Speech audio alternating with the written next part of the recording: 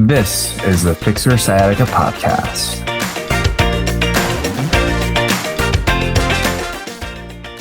Let's talk about anti-inflammatory medications, specifically the class of NSAIDs, which is short for non-steroidal anti-inflammatory medications. You probably have come across this throughout your life. You probably see it at the drugstore, such as Advil and some other things. But why is this recommended? How does it work? And what are some things that we need to consider when it comes to taking a medication like this? And so today I have a guest who was here previously, who was kind enough to share her experience about tricyclic antidepressants. So if you haven't had the chance to listen to that episode, I'm going to go ahead and put that episode into the show notes. But today we have Dr. Bailey Schroeder, pharmacist, chemical extraordinaire, knowing all things science. She was very kind to be able to share her knowledge today. Bailey, welcome back. It's so good to see you. Thank you. I'm so excited to be back. There's just too much to talk about and too many medications, which, and I know that there's so many medications you could talk for hours, but I'm so glad to focus on another class, another way to approach pain, and hope everyone finds it interesting. I'm already deeply fascinated as I was doing my research for this episode, because I kind of had a basic understanding on non-steroidal anti-inflammatories, NSAIDs, what we would say in school. Now, as a physical therapist, I can say, okay, this is what we can do around the medications that you're taking, but it's not in my scope of practice or even knowledge base to be able to say, you should take this or you shouldn't take it. So I'm really glad that we're able to have someone like you who's going to be an expert in the chemical pathways on how this goes. So real quick, before we jump into it, for the listeners who haven't quite met you yet, tell us a little bit more about yourself and what you currently do. Sure, yeah. So I am a community pharmacist, so I see these NSAIDs day in and day out. I work at a small independent pharmacy, which is just amazing. I love it. We have lots of cool additional services that we offer, and it's a safe place for me to practice pharmacy. So that's what I do for the most part. I also have my own consulting business in pharmacogenomics. And so that's focused on how DNA impacts your response to medications. And honestly, I was fueled to look into this and dive into this from watching patients struggle to find the right treatment in the community pharmacy and spending money on visits and medication trials and getting them covered, and their symptoms escalating in the meantime. So this has given me a lot of hope and patients a lot of hope to find medications that will work for them faster. So I enjoy doing that as well. It's very cool that you brought that up. I think I came across just in my studies or even encountering people who are redhead. Apparently people are redhead, like because of their genetic makeup, they actually become a little bit more resistant to various different pain medications. And that was kind of like a genetic thing. So that as you were telling me about genomics, I was like, oh, that is something that I've learned I came across. So, but let's talk about pain meds, like specifically NSAIDs themselves. So we briefly talked about it, but what is an NSAID? People probably heard that term, seen it passed around. Can you tell us a little bit more about what that is? Yes. So NSAIDs, it stands for non-steroidal anti-inflammatory drugs. And when we say non-steroidal, that means they work differently than the steroids like prednisone, the cortisone shots that people are familiar with. NSAIDs as a class are really common. They're available over the counter and prescription. So like you mentioned, Aleve, Advil, Motrin, ibuprofen, Mobic, Celebrex. People are usually pretty familiar with these. And the way they address inflammation is they block an enzyme called cyclooxygenase. We abbreviate that to COX. And so that's how they work. There's a group of older ones that work non-selectively on COX-1 and 2, and then there's selective ones that work on COX-2 alone. And then we'll chat about which ones would be preferred based on individuals. Yeah, so it looks like, and we've said this a bunch of times, but NSAIDs really target the inflammatory process of pain. Is that correct? Yeah, so and how they do that is when you block this COX enzyme, it prevents arachidonic acid from being converted into two different things, thromboxanes and prostaglandins. And prostaglandins, when we block their production, it actually causes vasoconstriction, which reduces inflammation. So that's how that works. The thromboxanes that it also inhibits plays into the side effect part of it, but the prostaglandins is where we get some pain control, and when it shrinks those blood vessels, it reduces the swelling. Yeah, and so these anti-inflammatories, we're looking at reducing inflammation, which could be a contributing factor to the pain that people are experiencing. And so if we're dealing with something like, say, sciatica, we can actually categorize sciatica pain into two major categories. We have our, we'll say, acute and chronic, because the acute stage of pain, which is going to be happening during the first 12 weeks of an injury, that's actually when we're going to be having a fair amount of inflammation, because there is suspected a tissue injury. And when there's a tissue injury, we're actually going to be having a lot of blood flow to that specific area, where I think as we're looking at medications, anti-inflammatories, we kind of look, it kind of shapes our view on inflammation in regards to, okay, well, inflammation causes pain, pain is bad, so I need to get rid of it. But I think it often gets misrepresentation. We need inflammation and actually in order for us to heal. And so if you are experiencing an acute bout of sciatica pain, we might actually need to have that inflammation happen to allow our tissues and bodies to heal. In regards to reducing inflammation, I think when we transition to the second part of sciatica pain healing, where you transition to what is called the chronic stage is actually when you are past the 12-week mark and there's some sort of abnormal inflammation that is going on, whether it be some sort of actual chemical process that for some reason your body's going through, or there's an actual mechanical block that's further irritating. And I like to allude it as every time you flare up your symptoms or cause a little bit more pain, it's kind of like you're picking away at a scab. Like when you initially get hurt and you're healing, you're developing a scab to stop the bleeding, to protect the area. That's where you're getting a lot of swelling. That's where you're going to get a lot of pain. But also what's important is that when a scab is healing, we want to avoid scraping that scab, because if every time we scrape that scab, we kind of delay healing. We want to give it an opportunity to put all the building blocks together. But then as we get deeper, we want to know are these things still inflamed in the first place? So I think that's a very big clarification people should understand, is that inflammation is actually really good, but when you're having abnormal inflammation, that's where things start to become a little bit more painful and problematic. And so you said two main mechanisms, right? You have prostaglandins and what was the word again? Thromboxanes, yeah. Thromboxanes, okay, cool. And so prostaglandins, inflammatory process, and then thromboxanes is, from my understanding, we're looking at cellular turnover. Thrombus is kind of like blood clot scabbing, like letting things heal and everything like that. So is there anything else that you wanted to share in regards to like the mechanisms and how like NSAIDs or those two mechanisms could work in regards to lowering someone's pain? That was the main thing. And, you know, when we talk about the sciatic pain, sometimes when it's caused by an acute injury, like a herniated disc, for example, and there's an actual mechanical compression of the nerve, that does cause the localized inflammation. And when it comes to like initial acute treatment, sometimes an anti-inflammatory will help set them up for success to be able to do exercises like you would recommend to them. Because it makes it more manageable and it allows them more mobility. So sometimes they are beneficial in the acute phase as well, to give them more ability to use other treatment options too. This episode is brought to you by the Patient Advocate Program. Are you tired of not having support between your rehab sessions? Introducing the Patient Advocate Program, and we're focused on your recovery, and we're offering you 24/7 access to a doctorate of physical therapy. Stop waiting in line to be seen and stop spending hours doing long exercise programs. Imagine being able to get all of your care delivered straight to your phone. Best of all, it's affordable. We believe everyone deserves top-notch relief without breaking the bank. So why wait? Take control of your health today and visit ptpatientadvocate.com and book your free call with our experts.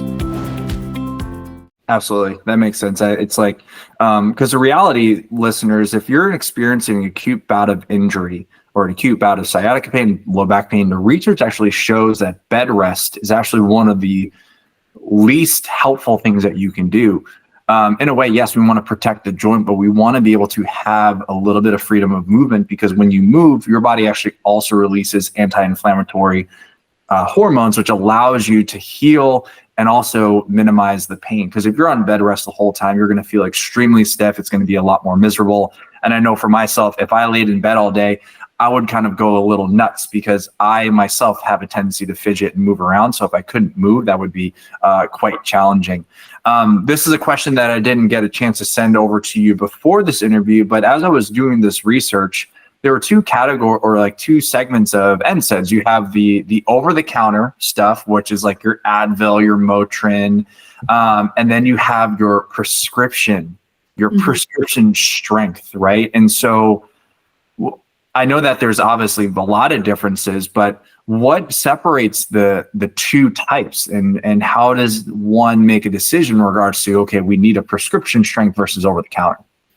Yeah, good question. So it comes back down to the mechanism where we're blocking, it's called COX enzyme, and then that is broken down to COX-1 and COX-2. COX-1 lives not only in the stomach, where it affects and impacts the GI mucosa, but it also can help with inflammation. But then the COX-2 is specific to inflammation. And so most of the prescription ones would be the COX-2 selective, and those have a better side effect profile. So when you are not affecting the COX-1 enzyme, you have reduced GI effects, and that would kind of be like a mainstay side effect issue with all of these medications, but you would have less of that when you are bypassing the COX-1 and just going directly to the inflammation enzyme. Yeah, I don't think there are any selective NSAIDs that are over the counter. I believe all the selective ones are prescription, and then all of the non-selective, there are some non-selective prescription as well, but all of the NSAIDs that you get over the counter would be non-selective, so they would have not as specific of action and probably more side effects. If there's concerns with renal function, GI side effects, cardiac things, then they usually go the prescription route to avoid those side effects. That is so fascinating. Yeah, because I remember even myself going to the drugstore and being like, and looking and saying, all right, well, we have this Advil where you can take 400, 600, 800 milligrams. But then I remember it's not very often, but just hearing people saying that they just got like a prescription strength Advil or prescription strength ibuprofen. And it was really interesting. It's very cool to learn that on the prescription side, you're looking at minimizing the side effects of what the COX-1 inhibitor would be. So would you say that the decision-making process would be more kind of like if someone's dealing with those side effects to begin with because they've been using over-the-counter for a while, and it's like, okay, well, since you've been using the over-the-counter, the prescription strength might be a good idea? Or is this something where the prescriptions can be usually one of the first lines of defense from a medical standpoint upon, we'll say, acute injury? Yeah, I would say we don't say that they work better. It's not that the selective ones will work better. They're just more favorable. And so if a patient has these conditions that would make them more sensitive to the side effects, I can see why a prescriber would go the selective route. But like you said, I do see prescribers do an ibuprofen 600 for some people. So it's more so when we know that they have conditions that are going to make them more sensitive, let's go that route just to start with, more so from a safety side. But if they're doing fine on the non-selective over-the-counter one, don't mess with it. It's cheap. It's effective. It's not that it's going to be working less. It's very interesting. You brought up a really interesting point about the over-the-counter versus the prescription. This concept of cost too, right? To be able to say, well, if it's working, it doesn't cost you much more than if it's not broken. We don't necessarily have to try to fix it. But let's talk about side effects. One of the big things that separates prescription from the over-the-counter is the differences or the degree of side effects itself. So NSAIDs in general, right? What we're going to do, listeners, is we're going to take the very small fine print that you get from your pill bottle, right, and kind of break that down a little bit more. Let's talk about some of the side effects that people should really consider before taking it, or if they are taking the things to look out for. So in that way, it just gives us a little bit more insight. Yeah, let's make that big printout a little less scary, a little bit more patient friendly. So my main side effects would be stomach side effects, because that COX-1 is living in the GI mucosa. So people can get nausea, upset stomach, diarrhea. We say that if you take it with food, that would help with that. You can also get some dizziness or a headache. That's not really specific to its mechanism as much.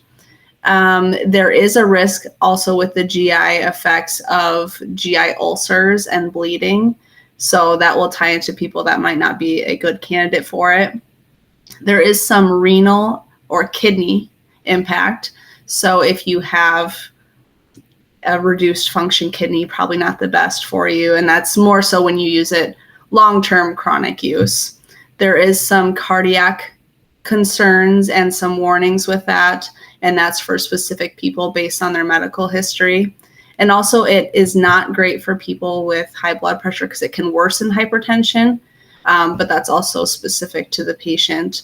And all of these side effects are generally more prevalent in those non-selective anti-inflammatory drugs. They should have less side effects with a selective one because it's skipping out on those COX-1 enzymes. Yeah, that makes total sense, because as you're listing these side effects, I look at some of the medications lists of the patients that I work with who are a little bit older, say 65 plus. And what's really interesting is that a large part, especially as we get into the more advanced ages, I see a lot more Tylenol as compared to, say, something like an Advil. And correct me if I'm mistaken, I don't think Tylenol is Tylenol classified as an NSAID as well, or it's a different class? No, it's not. And since Tylenol is a different class, that's why I see it much more in the older population, because we don't have to worry about the kidney function. We don't have the bleeding risk. We don't have the GI bleed risks. And a lot of these people are on hypertension drugs, on blood thinners. So they're definitely moving towards Tylenol because it works in a completely different way. It does not address inflammation like these ones do, though.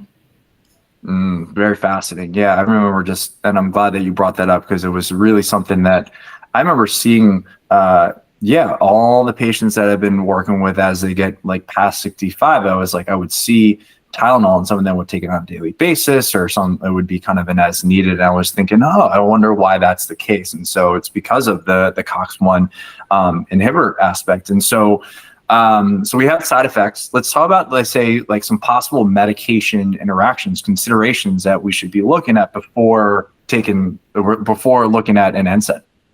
Yeah. So drug interactions usually are focused around medications that work the same or that have similar side effect profiles.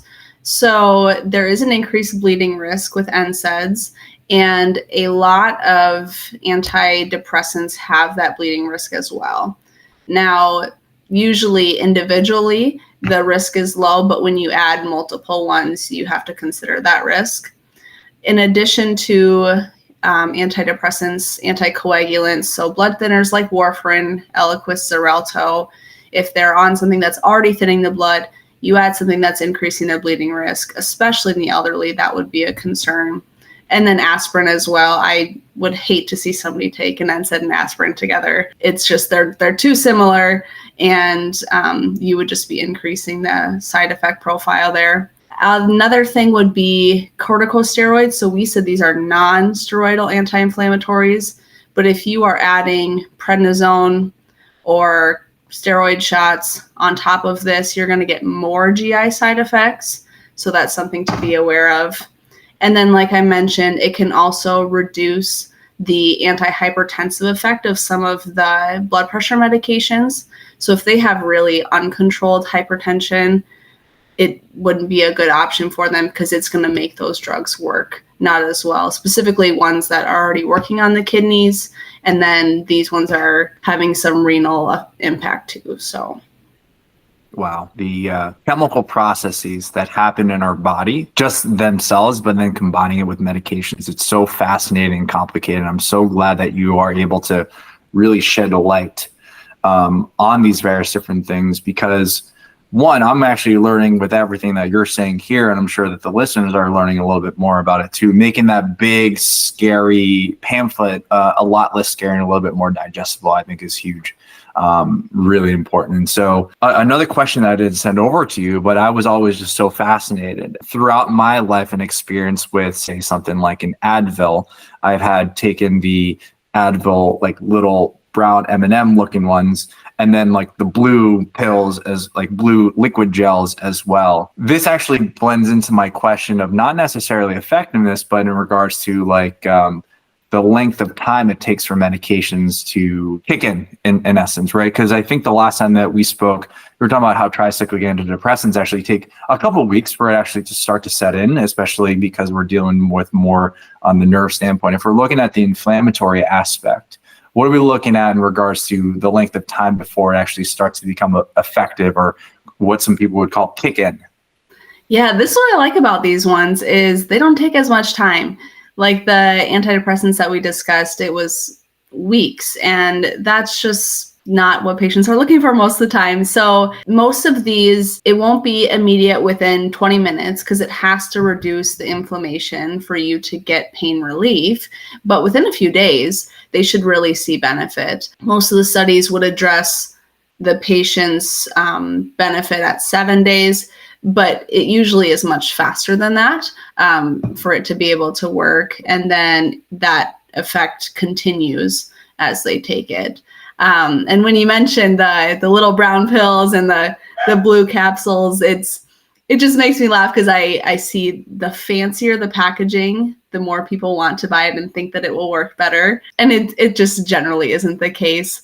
The little brown ones are like ibuprofen. You have to take more frequently. So I don't like those ones as much just for ease of administration. I like naproxen or Aleve over the counter because it's lasting for 12 hours at a time. And so you don't have to worry about taking it throughout the day.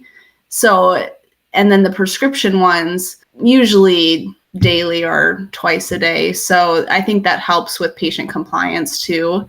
That's another benefit to some of the prescription ones is they aren't taken as often, and that generally helps and is beneficial to the patient. So yeah, they work much faster, which I really like, and I know patients like that too.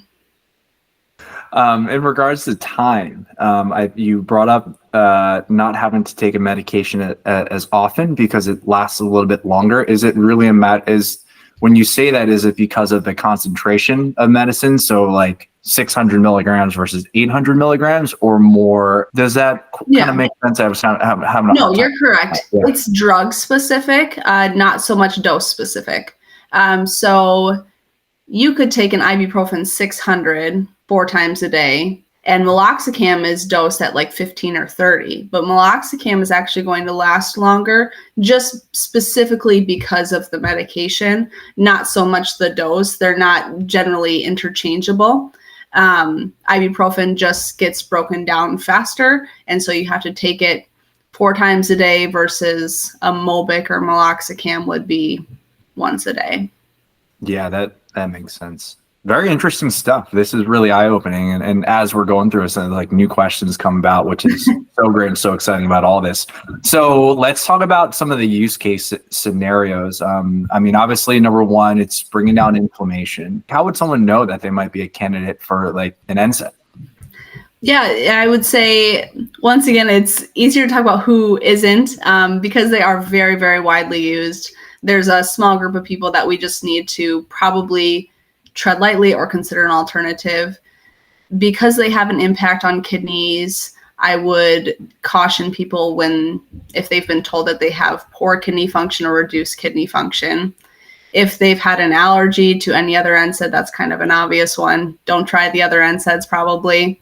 If they have a history of a coronary artery bypass graft or CABG, and they would know that, that would be a no-go for these ones. If they have a history of a GI bleed, it's just really important to have a risk-benefit discussion.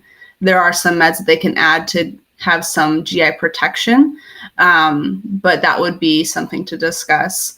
In pregnancy, I would avoid them, especially in third trimester. And like you mentioned, elderly, they're just more sensitive to side effects for sure. Your body doesn't break down medications the same way it used to when you were 20 or 30. And they are generally on more medications that's going to really complicate the side effect profile. And then the last one would be heart failure. It can increase the fluid and make that worse. So other than that, they are very good medications. They're cheap. They are available both over-the-counter prescription. Not only are they oral, you can get them injectable, you can get them topical, and there's a lot to choose from. And we have this special class of selective ones too that we can really steer towards if we need to. Very cool. That's so fascinating. Yeah, and I didn't even realize that the various different delivery mechanisms for all these various different pharmaceuticals that we have available to us. And so I think for you as an expert in the how the chemicals interact with our bodies via various different delivery methods, being able to have a comprehensive team in communication between you, the physician, and the patient, and even less so the physical therapist. We'll talk about just kind of plan around your medication schedule, but you are involved in retail pharmacy. And I think that it's a fantastic role that a lot of people overlook, because by the time people go to the pharmacy, they just want to pick up their pills. And I don't think a lot of people know that they can actually ask you questions in regards to anything. Is that right? Tell us a little bit more about how people can make the most out of their relationship with their pharmacist. Oh, absolutely. And technically, we are the most accessible healthcare professional. You don't have to make an appointment with us. You might have to wait on hold for a little bit on the phone, but you can walk right up to us at the pharmacy. We won't charge you an extra copay. We are the most accessible to you. Grab your groceries, come and ask us a question. What I love about my site is that I have time to sit down with people and have discussions. So, and like you mentioned in the last episode, no question is a dumb question, and I can't read your mind. If you have a concern, please bring it up to me, because I generally have an answer, or I would love to look it up for you to help you feel confident in your medication decisions. So just because the medication is ready doesn't mean you need to pick it up. We can certainly have a conversation beforehand about it and really discuss your concerns and what to look for, and if it's really the best choice for you, or any concerns that you have. That's what we're there for. We're very accessible. Just take advantage of us. Yeah, I love it. Yeah. Talk to your local neighborhood pharmacist. They know so much, and they're there for you. And Bailey, I'm so pumped. And obviously local neighborhood pharmacist, but you help people based on their genetics, right? In regards to how they interact with various different medications based on a couple different tests. So for the listeners out there, tell us a little bit more about your company and how you can help others. Yeah, and it ties right into NSAIDs. If your body breaks it down slower, the drug is going to build up and you're going to have more side effects than maybe we even anticipated. And we can know that ahead of time. People spend so much money on these medication trials and spend time going to their doctor. And we know that you want resolution or some type of relief faster. And so what I do is I order a simple cheek swab, send it to the lab, and they come back with your DNA results that's only specific to your medications. And so in turn, you have a list that can guide your provider to medication prescribing for the rest of your life. It applies to not just NSAIDs, but opioids and antidepressants and cancer medications. And it's really safer to go about it this way. if you're more prone to side effects, or if you're going to waste money trying something that doesn't work for you. So that's what I do. I work from anywhere. I can meet people online at any time, and you can find me at just drbaileyschroeder.com. And I also post my newsletter on Instagram at Get Informed with 2 M's. And I put little tidbits about OTC meds, just like NSAIDs, on there. So you can check it out. Awesome. Bailey, this was so awesome. The more and more we talk, the more excited I get to be able to just get to know my neighborhood pharmacist, which I haven't had to go in a long time because I haven't needed any medications, but I don't think it's a bad idea to say hello to them. So Bailey, this was awesome. Shed a lot of light. I learned a lot today, and I'm really excited for the listeners to get some really cool value from this. So Bailey, it's so great to see you. And this is our pre-Thanksgiving episode. So happy Thanksgiving to you. Yes, thank you so much. Thanks for having me. And I hope somebody gets a little help out of it. For sure. Thank you so much for tuning in. We hope you got some help from today's podcast. And for more info, check us out at ifixyoursciatica.com. Have a fantastic and pain-free day. No patient-therapist relationship is formed by listening to this podcast. We are not providing medical advice, and all information should be confirmed by a medical provider.